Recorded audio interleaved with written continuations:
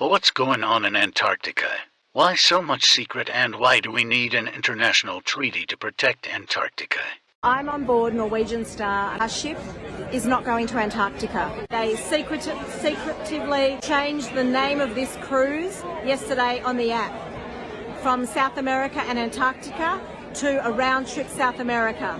According to the customer service desk, this decision was made by head office in Miami before we departed, and it was for operational reasons. They refused to explain what those operational reasons are. We know it's not weather. So what is the reason? We started talking to people last night. Everyone was angry.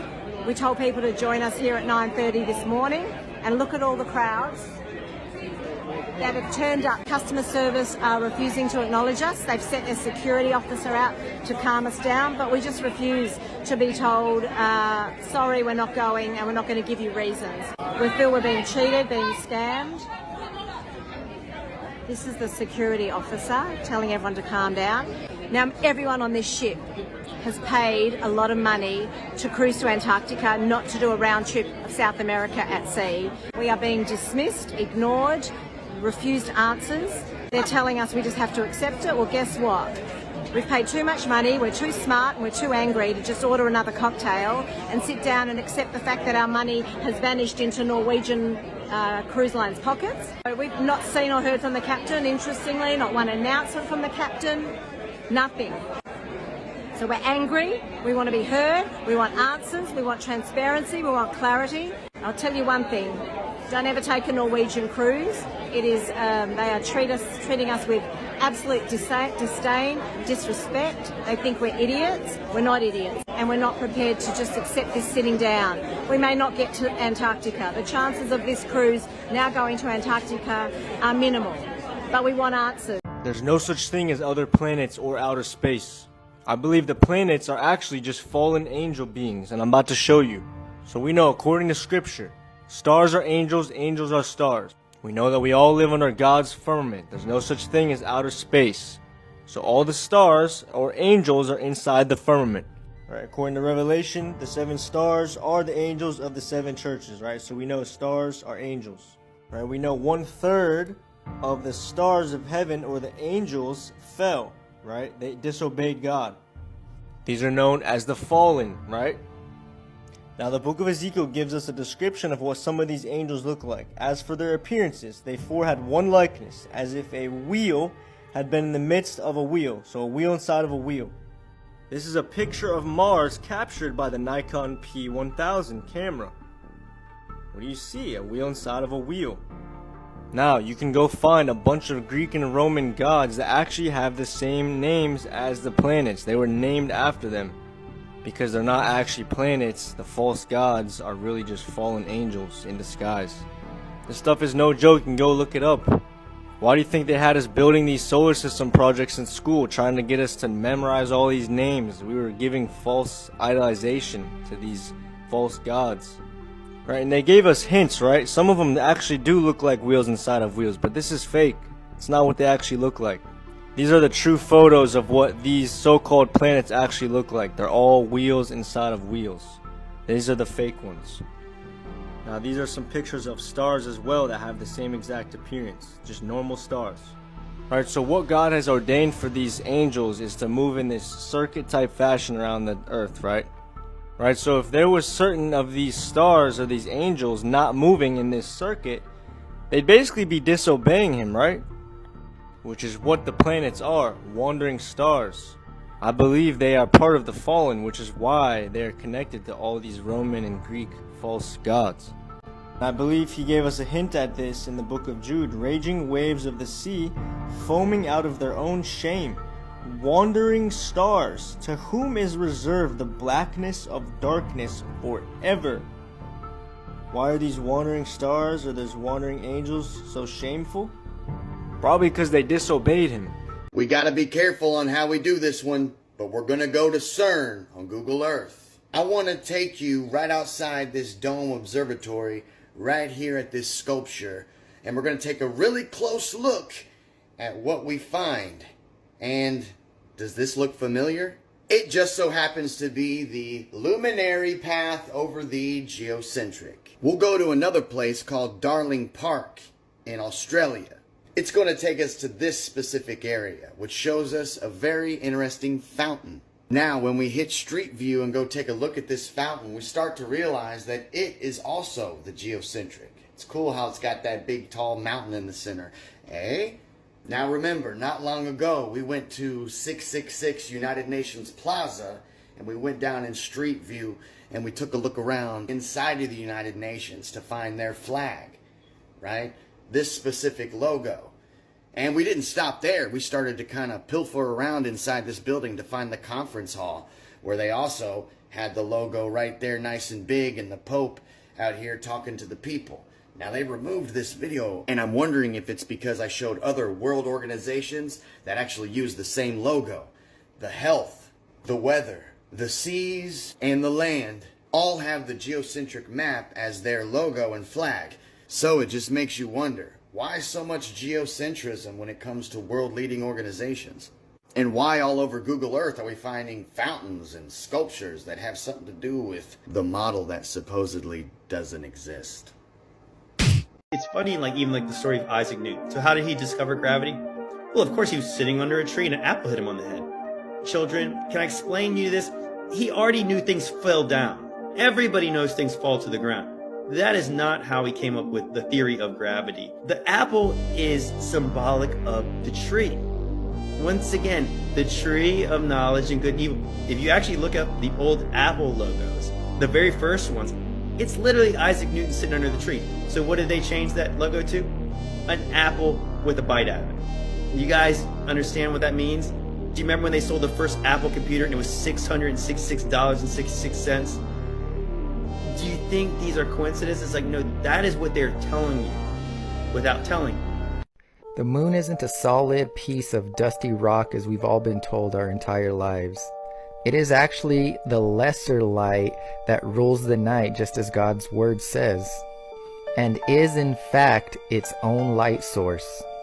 And a proof that it isn't solid is the fact that you can actually see through it.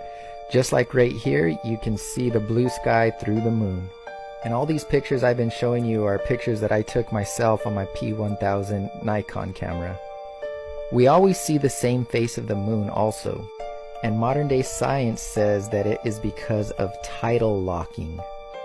Pretty much the Earth and the moon are playing Ring Around the Rosies, and so that's why we always see the same face of the moon. This is actually why they claim that there's a dark side of the moon, because we're always seeing the same face, and they released the most ridiculous footage of the dark side of the moon from quote-unquote deep space. Now look how ridiculous this looks. This is the dark side of the moon, yet you can see the Earth lit up. Come on guys, use your heads. And if the Earth and the moon are in a tidal lock, then how is it that there are these quote-unquote craters on the moon that are facing the Earth?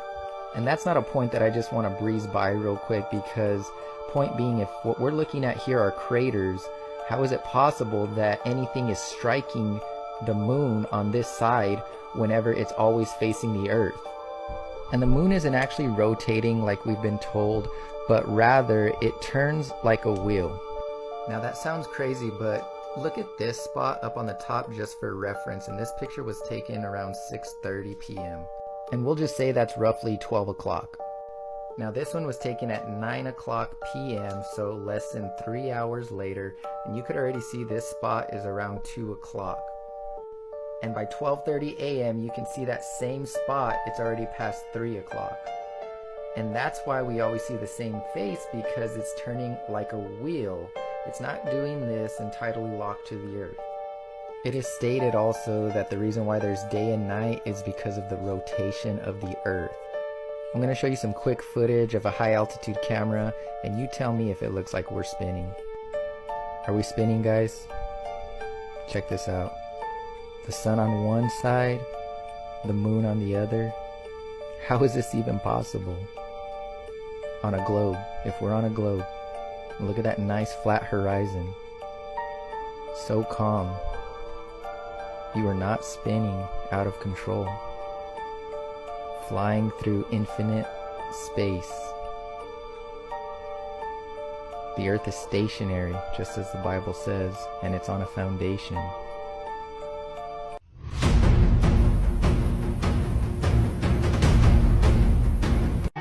Armstrong stated Apollo 11's computer system had 32 KB of storage, 2K of memory, and 1 megahertz CPU.